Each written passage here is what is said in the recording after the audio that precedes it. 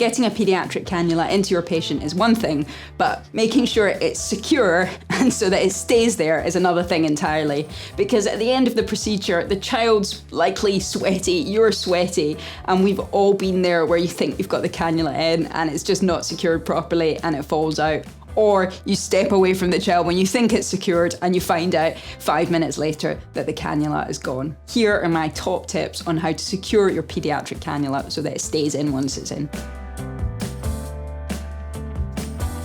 Make sure that the area around the cannula is dry before you start taping it down, because if it's wet with saline or it's got blood there, then you're going to find that whatever you're using to stick isn't going to stick well. So you can dry it with gauze or you can use a skin prep solution like Cavalon, but make sure you do that before you start to try and tape. Put something under the hub, like a piece of sterile foam. This is to stop the cannula rubbing against the skin. If your cannula is going to be in for more than 24 hours, you're going to need something there. Otherwise, the cannula will rub and you'll get skin breakdown. So don't forget this stage. Then you want to use steri-strips to help secure the cannula. There's different ways that people like to do this. So you can crisscross them across the cannula, or you could put them straight over the wings of the cannula. It doesn't really matter whichever way you choose to secure it, but what you're trying to do is to keep the insertion point clear and not covered, so you don't want to put any steri-strips right across the insertion point, and that's because we need to be able to see this point to be able to assess the cannula. Then you want to put your polyurethane dressing on. They all come in different shapes and sizes, but most of them have a clear window so that you can see the cannula site, and they'll have some kind of border around them.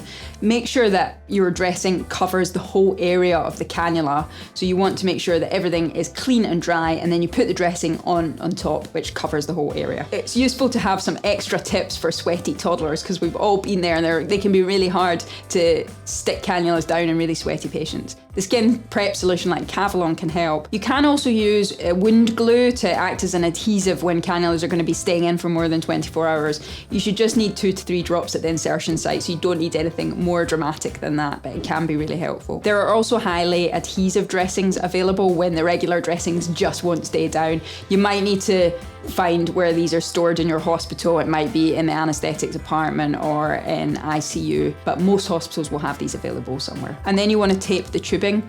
So the aim here is to put a piece of tape across the tubing to secure it.